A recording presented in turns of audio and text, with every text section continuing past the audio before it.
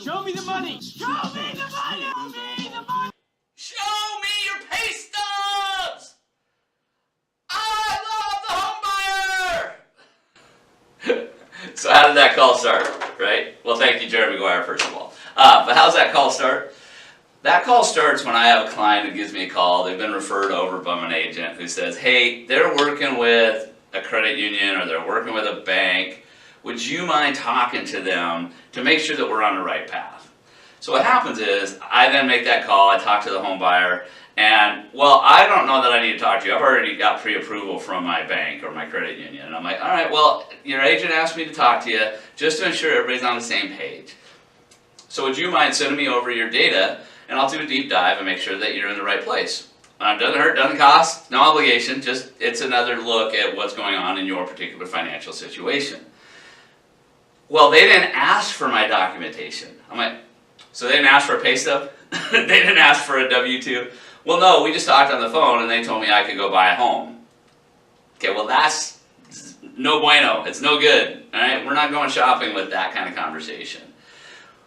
We do a deep dive on income, all right? So if it's simple, you're a W-2 employee, get paid by the hour or salary, great, simple calculation, okay? If you're someone who gets bonus or commission, a deeper dive on that conversation about what we're using for income. If you're someone who gets commission, right, we're gonna do a couple year average. So we get end of the year pay stubs for those events where we know that someone's got something different than just standard W-2 income. Why?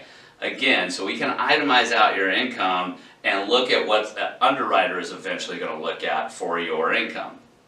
And then if you're self-employed, you're going to get thoroughly abused in the mortgage process. Just get over it. We're going to get business tax returns for a couple years. We're going to get personal tax returns for a couple years, P&Ls, balance sheets, and then I have to do a deep dive on liquidity to make sure that the business actually is going to thrive and be able to continue to pay you.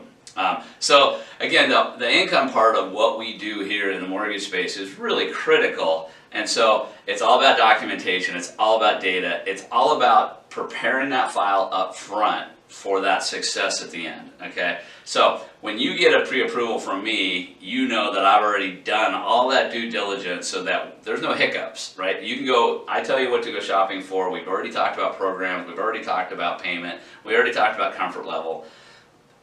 Now you are ready to go shopping, okay? Unlike some places where it's just a phone call, you know, and they just tell you you're ready. I do the due diligence because it's all about success for you, your family, your realtor, the seller, seller's realtor, all right? Everybody involved in this needs to know that once you start, you're ready to close, okay? So that's why we do it up front. We get all the documentation in. We do all the prep, all the process control. Everything is dialed so that when you enter into an agreement, we know that we're going to close and close timely with as little pain and suffering as possible. So, thanks for joining me in this episode of Monopoly in Real Life. Look forward to seeing you in the next one.